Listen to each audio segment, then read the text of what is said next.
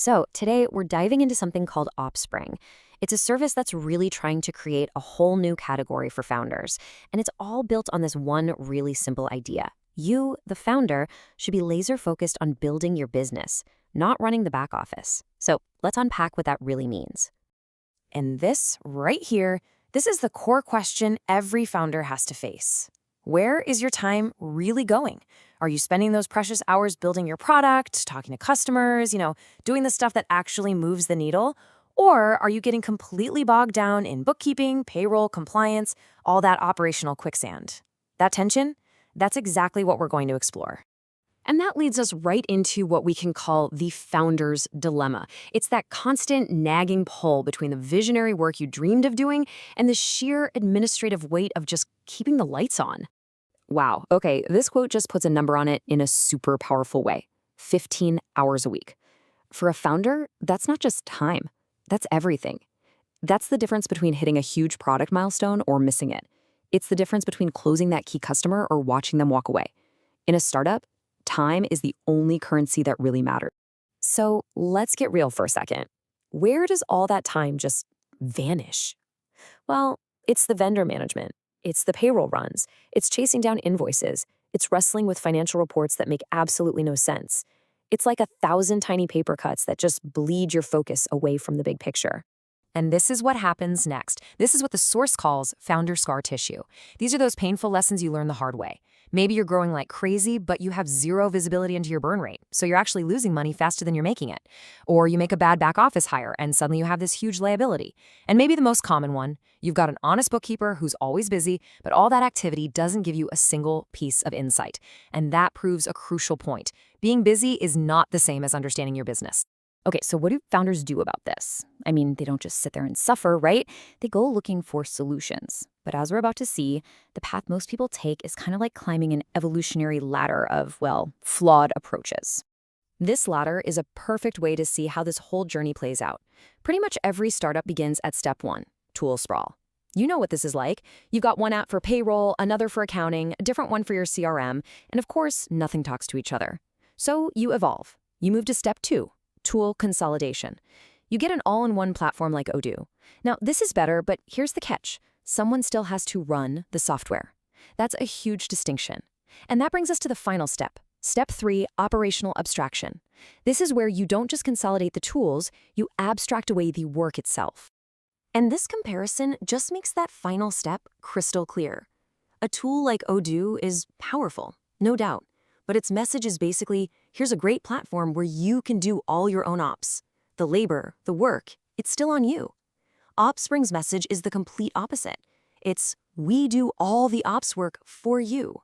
You see, they're not selling software. They're selling a managed outcome. They're removing the need for internal labor entirely. That difference is so fundamental, it's so significant, that it really does create a whole new category. So let's officially introduce this concept of ops in a box.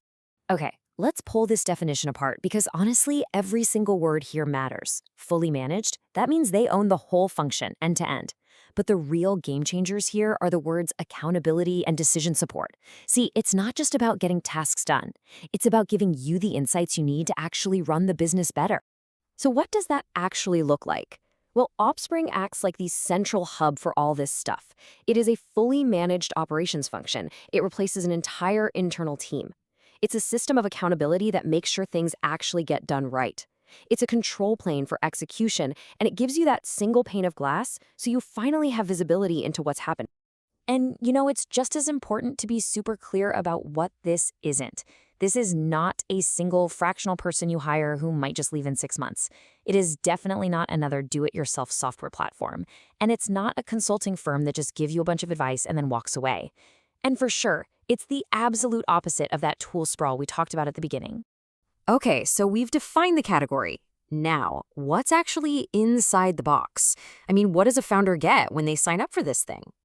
The service comes in these really familiar SaaS-style tiers.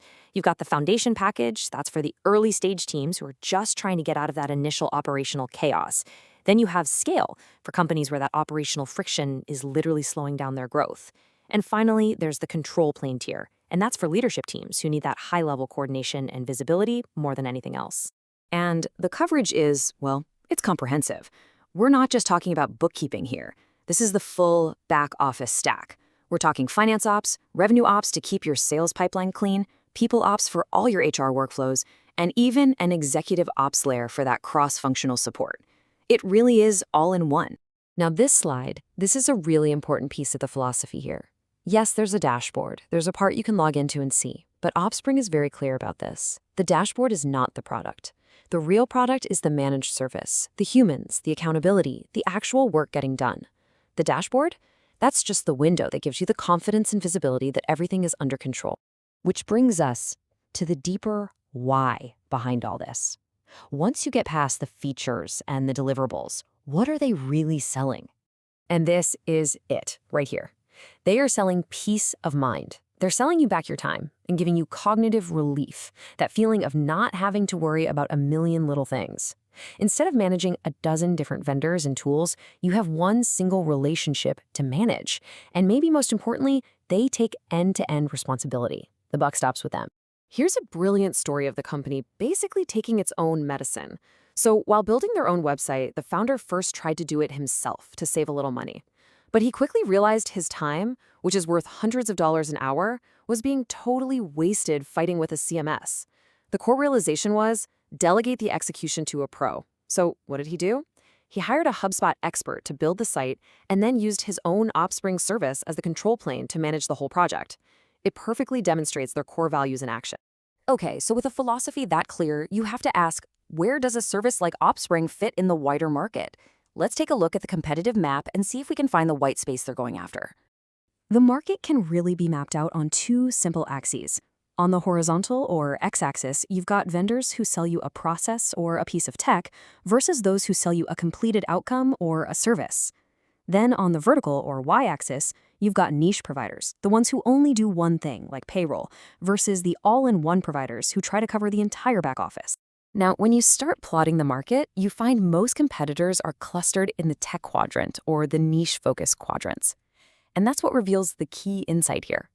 The quadrant for a company that is both outcome-focused and all-in-one is, well, it's pretty much empty. And that is Opspring's strategic position. That is their market white space. And that brings us all the way back to where we started. After seeing the dilemma, the flawed solutions, and this new ops-in-a-box model, the final question is really for you.